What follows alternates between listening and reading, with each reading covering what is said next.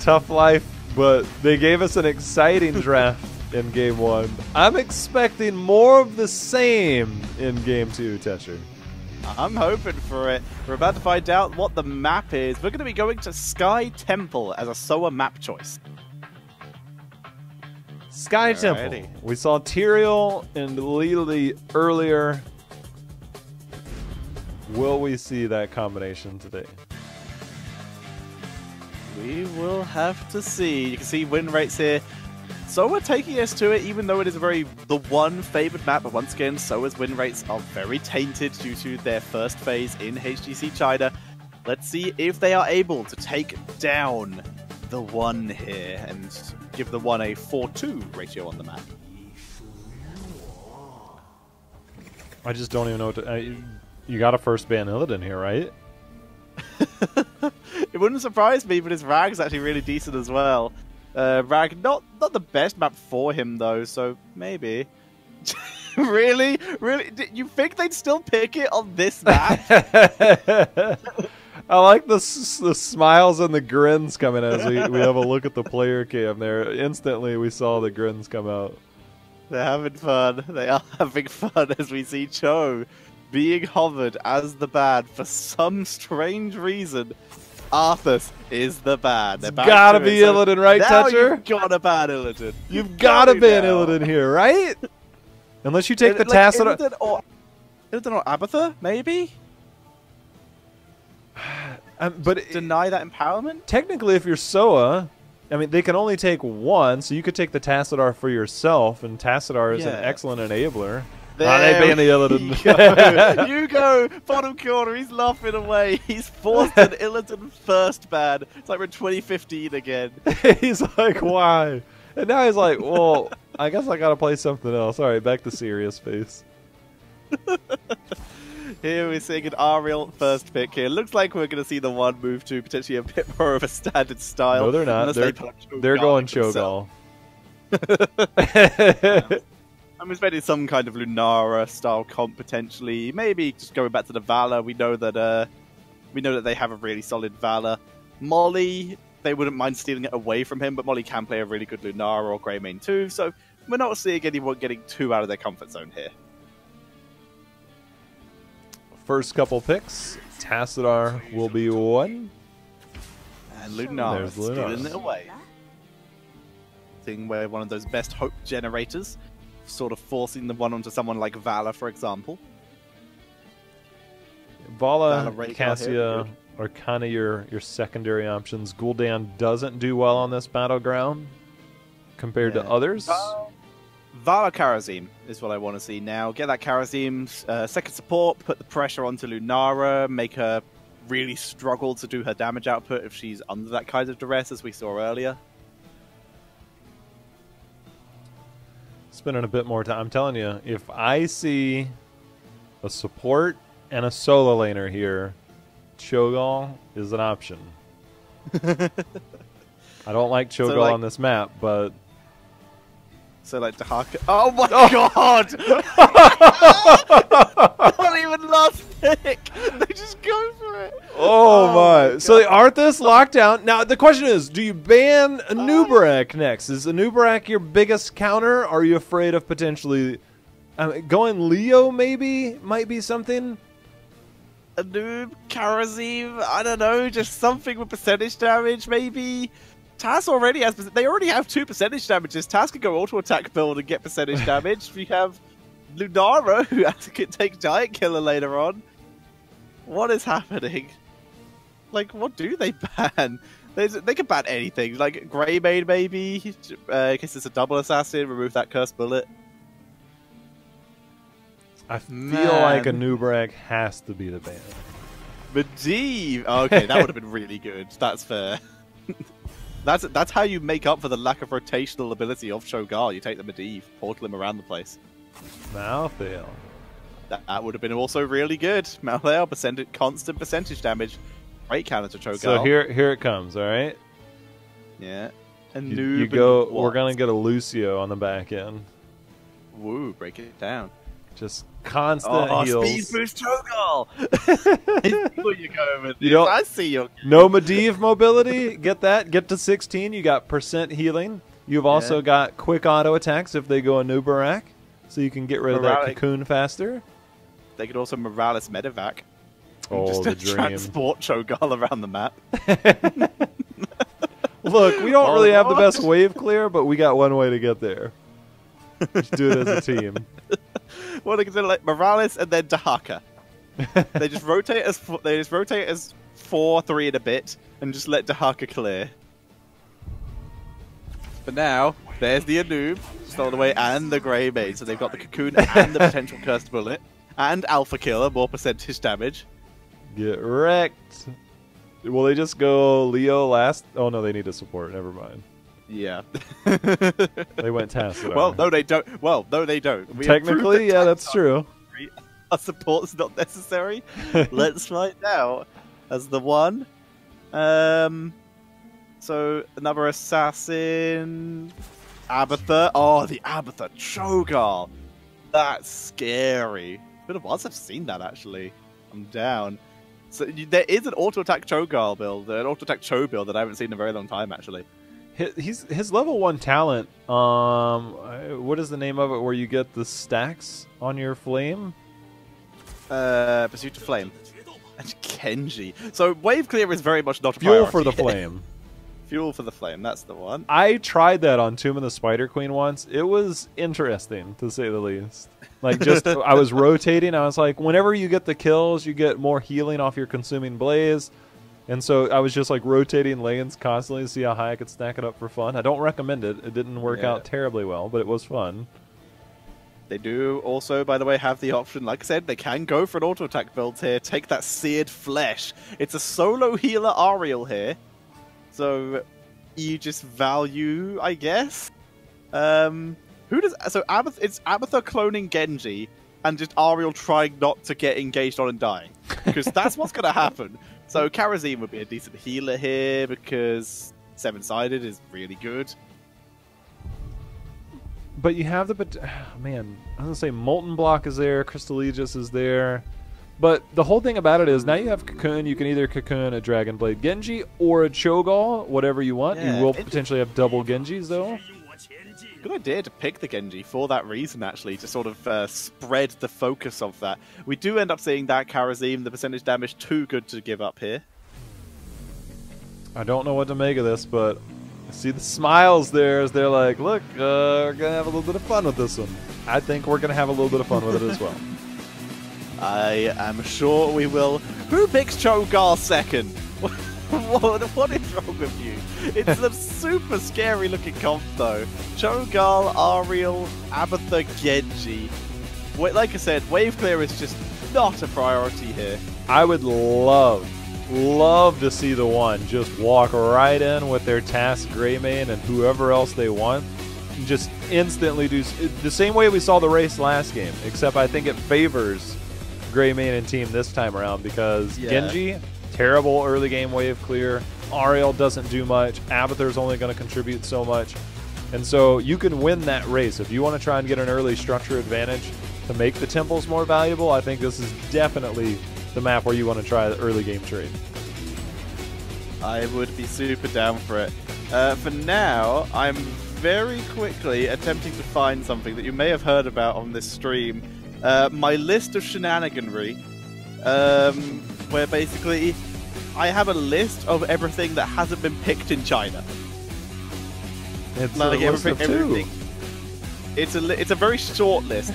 There is something on it, and that is Resurrect. We'll see if it ends up being picked as we are loading in game number 2. Found it. Nice. Kerrigan Ultralisk, Rated Destruction. It is. Kerrigan Ultralisk, Rated Destruction, Longboat Raid, Butcher, and every other Butcher ability. Guillotine, Medivh Polybomb, Pyroblast, Lucio Reverse Amp, Minion, Ultimate Army Asmodan, Shadow Assault Zeratul, Null Gate Probius, Lava Wave, Monstrosity, Possession Sylvanas, Graviton Surge, Rexar, Last Rites, and Resurrection. Got Resurrect potentially here. TheOne will be on the left, so I mean, SoA would be the one I would say would favor the early game push. Yeah, they can do a good rush here. Faye, Uncle G, TY, Spark BZ, and Molly. Let's see what they can do. The Cho'Gall has yet to actually pick their level 1 talents here. Lunara, that is the reduced mana cost of her E? Sorry, her W? I think it's mana cost and increases duration?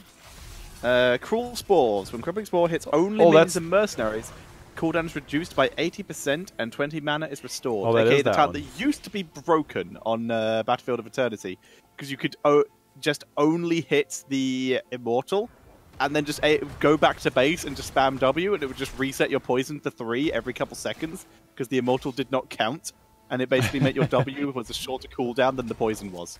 It's the way to do it. No early game push here. Yeah, it's an early game retreat as Cho'Gall attempts to get a kill. Once again, this is a Cho'Gall comp, so they're really relying on Abathur to soak the lanes.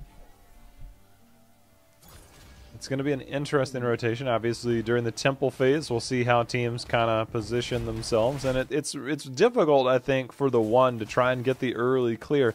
You know, a lot of people make the case that Lunara has really good wave clear, and I'd argue differently because it takes her a lot of auto attacks and a lot of Qs just like that, and so people are always like, "Oh, she's a good wave clear." I'm like, Genji, please. Lots of aggression, not fair. Like, this level 1 talent does help with that. It does help a lot, It allows yes. her to reset the poison a lot, meaning that everything takes her back to 3 poison if she lands her Q well. So, down with that, it is going to help out here.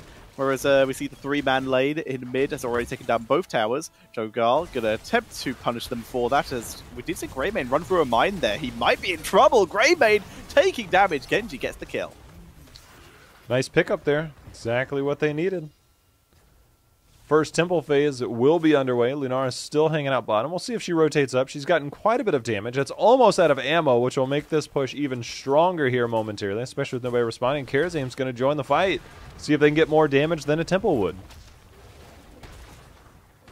Let's find out. They're going to push in. Anub does find a mine, and as such it's revealed. Lucky continuing to be immensely annoying. Just going to continue to put some pressure on there. Once again, Lucky is usually the tank player for the team. So many role rotations here this game. Also, the Cho'Gall is called Sung, which is good. For those who don't know, Cho'Gall is actually a single character followed by 2 characters in Chinese, because I believe it is just translated phonetically, and Cho is a single character in Chinese, I believe. And Gal is is 2 characters. The Jukes. Jukes. Lucky. Dropping a deflect, a little bit of counter damage as TY doesn't want to let him go, but realizes he has made a bad decision and is forced to back up. Gets on out of there. That bottom fort did go down about 50%. Cho'Gall already putting some pressure into the bottom lane for now, as we saw Uncle G on the siege camp momentarily as the sprays go down, disengage. As Spark BZ's like, I see you coming, I don't want anything to do with you. Yep, don't want to deal with it. So, Abathur, very far forward in lane, a little bit risky, but they have mostly full vision of everyone. They don't see the 2 people doing that bruiser cam, but it's pretty safe to assume they are there, so that's not so much of an issue. Now that it's been captured, we will almost certainly see Abathur, yep, slug away back to his fort, which is already dropping low. Good chance we could see another mule here, as he has gone for a full mine build, not even going for a symbiote build for the Cho'Gall. That's really interesting the way it works. It's actually a really good wave clear build. Instead of going into Locust, if you're an Abathur player, it's actually something worth trying, is that once those minions kind of proxy themselves against the other minion wave, try putting down a couple mines with this build in particular, and the waves get absolutely deleted. So if it's something, if you're looking to split push, maybe go into something like the mines build, but it's also been a great deterrent, as you see them in the bushes there, if somebody goes through. So quick fig, Abathur could have actually killed Karazim there. If he'd shielded the fort, it would have got 1 more shot onto Karazim, and then a single Q would have killed him. So slight lack of map awareness there, not able to finish off the Karazim and get a free kill in exchange for that fort. No mule. I'm a bit surprised that we don't see mule here. It's the best map for it, so weird. Outside of maybe Black Cup. Pieces out. They wanted him. They still think he's here. Instead, they're going to push in top lane. Karazim has pieced out to the bottom lane and is going to drop some mines underneath that siege giant camp. With Cho'Gall and Ariel top, that allows a Noob to instantly just walk onto the bottom temple with no worry at all. The fact that they've taken so much damage and structures, TheOne is going to have a really hard time contesting this because they are down a full level and then some right now. So by the way, Lunara going with the Wild Vigor here. The good old-fashioned extra attack damage by a 50% boost for the next 4 auto attacks after activating W. This is due to the fact that there's only going to be like 3 bodies, maybe 4 if she's lucky max. Meaning that, and there's a good chance she's not going to be hitting all of them, so it's less likely to get value out of Splintered Spear. So instead, going for that Wild Vigor to gain the maximum attack damage onto the main target, who's going to be Cho'Gall, when it's very likely she's going to be taking the Giant Killer at the level 13. I do. I'm actually liking that pickup. Just you called it. I mean, Genji's not going to be standing next to Cho'Gall. Yeah. Ariel's not going to be on top of it. So might as well go extra damage. There's the cocoon. Ooh, seven-sided and taken out by the poison. The cocoon preventing Ariel from doing any kind of protection. She goes down as well with full energy before she even really had time to react. And an immediate move by SoA onto the boss. That was quick and easy, to say the least, as they just deleted them. But level 10 will be here soon for TheOne, and we'll see if they can maybe survive that with a Crystal Aegis in the future. Or maybe a Resurrect. Maybe they realize this will be a problem. Maybe I get to tick something off my list today, but it's unlikely because no one ever picks Resurrect. There's the Aegis. Rip the dream.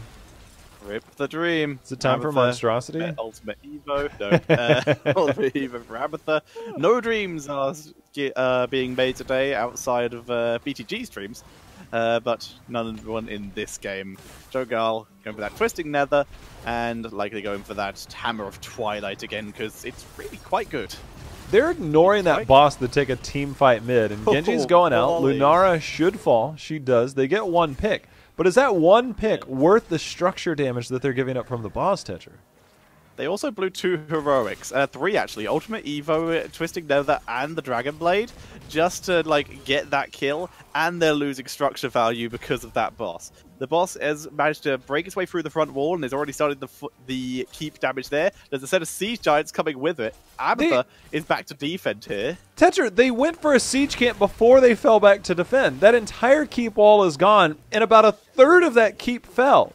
And now the bottom temple, because there are no forts standing, that bottom temple focuses the closest structure, and it's focusing the bottom keep.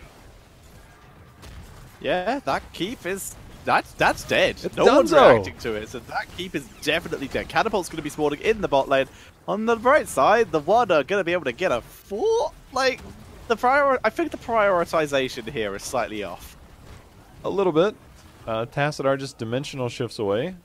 Genji trying to dive in on that Tassadar, but Archon gives him a second dimensional shift. 7-sided strike has gone out. Not too much value there. Cho'Gall heals up very quickly. They move on. We're looking at 2 forts still standing on the side of SoA, and only 2 keeps standing on the side of TheOne. First bullet is used. Cho'Gall taking a little bit of damage, but Karazim getting focused down. He almost outran the Twisting Nether, but got taken out. Lunara with the Leaping Strike is just completely surrounded.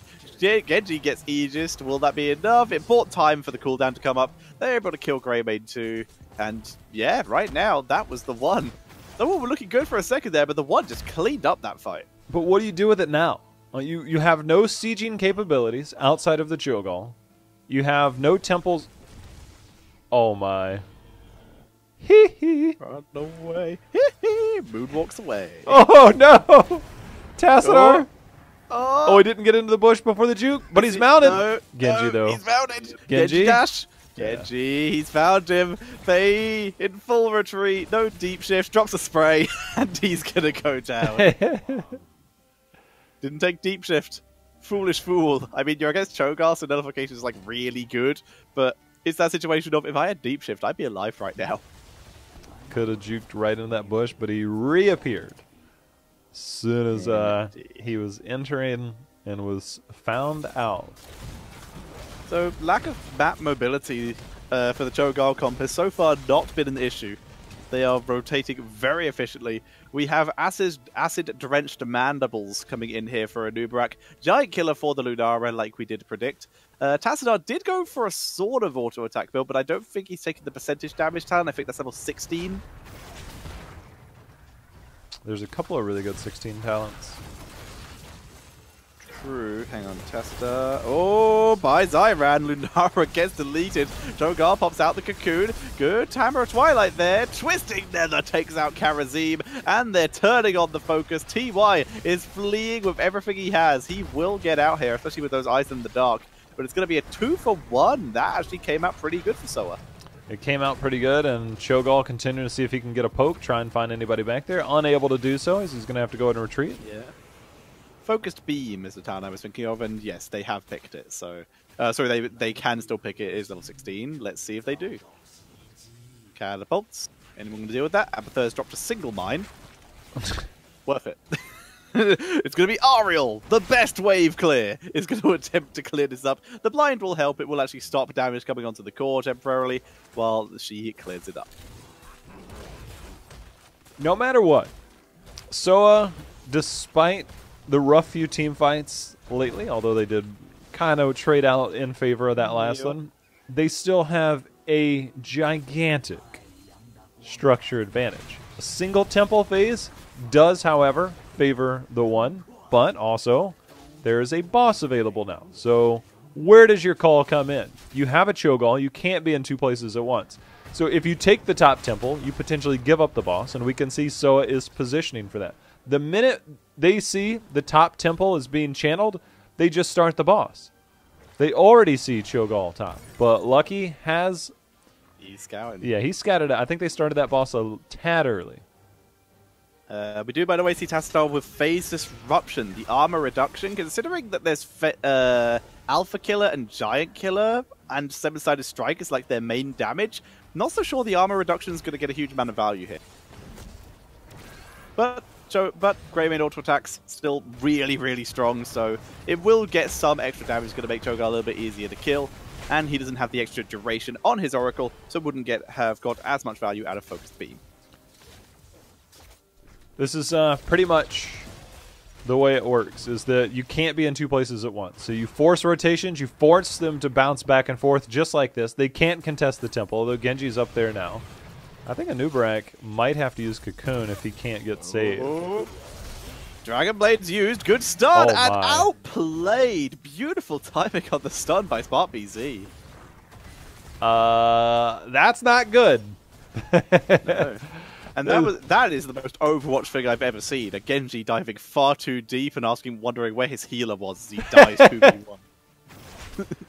Team? Do you think we missed the chat part where it's just like, enter team, question mark, enter? Yeah. Chat is hidden in HGC games, so unfortunately we do not get to see the wonderful things like that.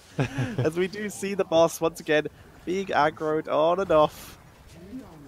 We see Cho'Gall just continuing to throw his weight around. In trouble a bit here though. We have 100 fists going in on the backside. Crystal Aegis is there, but that is not going to be an Ariel that survives at all. Double Cho, though! Here.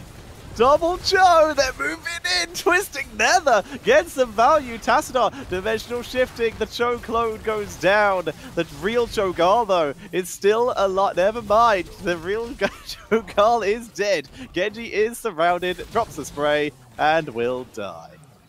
The boss seems good, but you could just walk to core. And I think that's exactly what they're going to do. Hee, making sure to get that three-fingered slap value. He's just going to come down, say what's up to the team. Oh, he's even got the pleb spray. Come on, man. Oh, come on. No, it's not even funny. He's actually going to die to catapults. He has to move. The way of 100 fists will get him. That's going to be GG, and it will be a 1-1 score between TheOne and SoA. That will secure TheOne a solid 4th place, and it will move SoA 3 points ahead of the next lowest team, RPG, meaning that RPG can only get a tied 5th place now. That's the highest standing they can get. Same with KT. Well, I think all but one caster presented a draw. We'll see the results here in just a moment, but as you can see, the teams heading back as they're done. They're done for the season. Yeah. So this is the most Cho'Gath we've seen all season, and it's lost twice. Wait a minute. Cho'Gath underpowered confirmed. Buffs, please, Blizzard. I mean, I think that's probably the way to go, is to just buff Cho'Gath until he breaks the meta. Exactly. That is the clear solution. There's no other possible way around it, and it cannot be possible that teams actually just know how to play around the hero, and picking him this early might have been a mistake. Either way, we do see a 1-1 between the two teams. Most of our bracket has now been decided. We know our top 4 is now the question of how the bottom teams will be set up. SoA are currently in 5th place. It is the question of whether they will find themselves tied in 5th place with RPG or KT or neither, or whether those two teams might tie with each other and both go to 12 points, getting a tied 6th to 7th place. No matter what, they know they are safe from relegation, and that is the match we will have coming up next. What are you giggling at? Everybody loves the blinking Tetcher. It is really creepy. Yeah. Personally, I've said this before. I personally thought it should have been at a much lower blinks per minute rate, like once every minute and a half kind of thing. So it happens, and you're like, "Did Tetcher just blink?" And then it doesn't happen. It's just like, I must be imagining things, and then it happens again like a minute and a half later, making you question your own sanity. I woke up this morning as we see the caster predictions. Let me get us back over to the stream part. I woke up early this morning, and I was like, wait a minute, I forgot to ask for that. So I'm like, Kendrick, are you still home before you leave? It's like, I asked you, I was like, do you have it? I wasn't sure if Kendrick was home, and I'm like, so I messaged Kendrick, like, Kendrick, do you have the blinking Tetcher? He's like, yep. We might try and make some more, like, I think the idea is to potentially power me up over time and add new things to me each phase. Like this time it's blinking, etc. Next phase, I think we're just going to add just give me arms that move constantly and never stop. We will see, though. I believe, we'll just still have the MVP and score screen, right, before we hit the break? Yeah, we have the MVP and score screen to go before we head to our break. A reminder, though, ladies and gentlemen, the next match coming up will be between RPG and KT. It will be our second to last series of the day. Here is the final score screen. Once again, pretty close. They've ruined the Cho'Gath. How have they done this? Managed to completely split them up. But like you can see there, XB quite in favor of SoA. Very back and forth between the two teams, though. It was very fun. And Uncle G getting that MVP. Uncle G coming through. He's got almost the same pose as Karazim going on. Yeah, he does. He needs to raise his other arm and he'd be good here. Do you think he also looks like he could punch about as hard as Karazim and just take me out in one hit. Being just the paper shave his head Kaldor style? It'd be cool. He'd look super hard. But for now, he is just... He look like in the MVP clips, he looks super aggressive. But anytime you see him outside, like pre-game, and he looks into the camera, he's always smiling. Always gives like the little heart sign that China has. It looks like the "I want lots of money," like rubbing two coins together sign that we have in the Western world, but it actually means hearts in China. So there you go. Back to the interview here, because I think they're going to go over a replay. I'm curious, like, what replay they're going to look at. Yeah, let's have a look at that before we head to our quick break. But yeah, you can see how they do it. You have the little interview area, and if it is a tie, they bring in one player from both teams. Once again, I really hope they end up doing this at BlizzCon or next season Brawl or anything like that. And that'd be neat. So they have a player from each team. Yep. Uncle G from SoA, and I'm not sure. I think that's Meng from TheOne. Might be wrong. Don't remember. Not super good at player names yet. In terms of recognizing names to faces, because I mostly see them on heroes. You kind of get that small part, but the replay, because there was so. I hope they show a replay of game 1. That's what I really want to see. Which one do you want to see? All of them. All the replay. Every possible bit of replay. Just give me Hugo. That looks like a potential replay throw. No, they are still chatting. You start to pick up on like host context clues when it looks like they're about to throw, and I thought that was it. I really want to put you sitting on the couch in that empty spot. Do it. You got the skills. Do it. Let me see if I can make it happen. Just have me. You only have the bottom half of me. Have me coming up from behind the couch.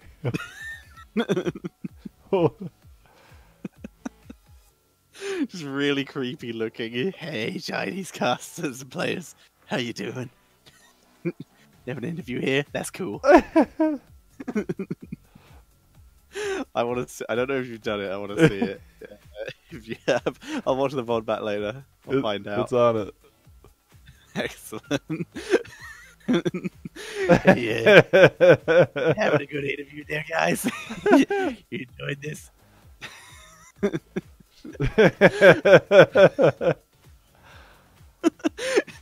Hey, and you guys want some interview? Oh, you made me giant. Okay. That's not Tetra? Oh, okay, now that's Tetra. Okay, I see where you're going with this. I'm almost as tall as J-How here.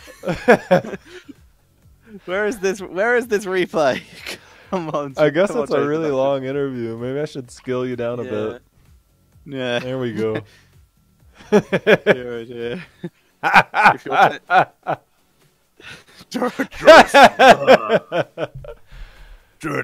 no like Jogar.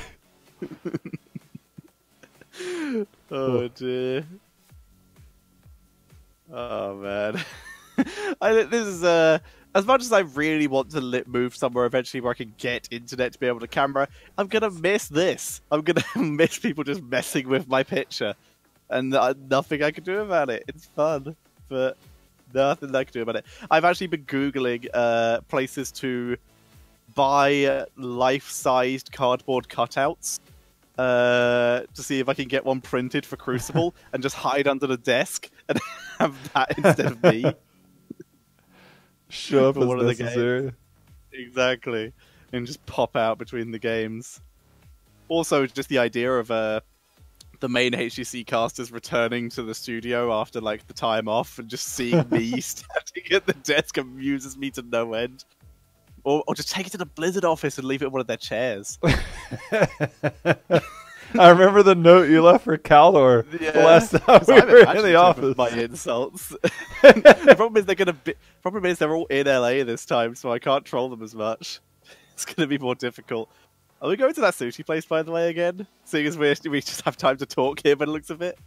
Yeah. I hope so. Yeah, it was really good. I'm on a diet right now, man, so I got to watch my figure. I am always on a diet, but anytime I travel to an event, it disappears because food is really good. Food is good. Yeah, I'm gonna have more Wendy's because I tried In-N-Out when I was in LA, and I prefer Wendy's.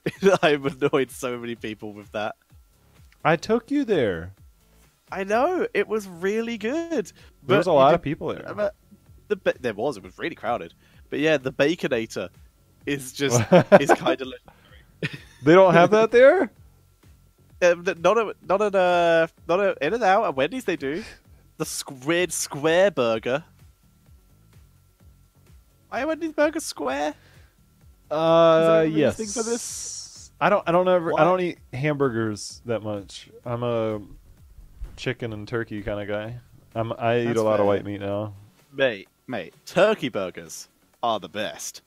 They are ridiculously delicious. And no, I'm not in the US, but gonna be there for Crucible, so gonna get to try all this delicious food in America again. LA gives plenty of options. Food and where?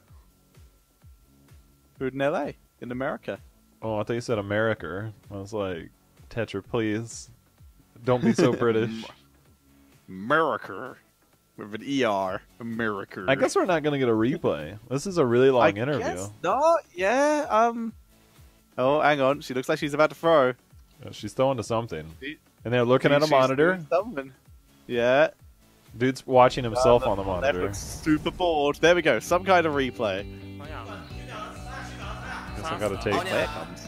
Tetra off Oh yeah, I'm on the replay screen. Oh, that was very bouncy. Back and forth there. Hugo just going in. If you guys missed the first game, Hugo went off on the Illidan. They went with a no-tank composition. These games, I believe, will eventually... I assume Kendrick's informed you of like, sending the stuff to Blizzard, because these games will eventually appear on the Heroes Esports YouTube channel. Yeah. So you can go back and watch them, and if not, check out J-House Stream Thoughts. Hey, how about that? How about that? You got double the options! Illidan's so deep. Hugo just does not care. He is a boss. The hatred of 10,000 years, the new fragrance by Hugo Boss. The second game, different story. Yeah, that was...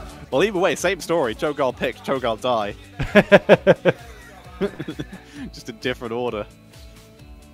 Yeah. Wow. Well, there we go. We're going to potentially see something very different in the next series. Like, RPG, we've got the Chicken Wang duo to look forward to. KT have been known to run some of the most aggressive comps we've ever seen.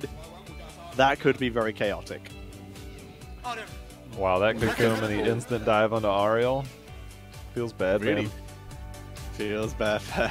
I'm just an angel. I'm here to help. Oh, no. Someone needs to show how. Alright, we are heading to a quick break, ladies and gentlemen, leaving you with some lovely commercials. And when we come back, it will be time for RPG versus Kudos Top.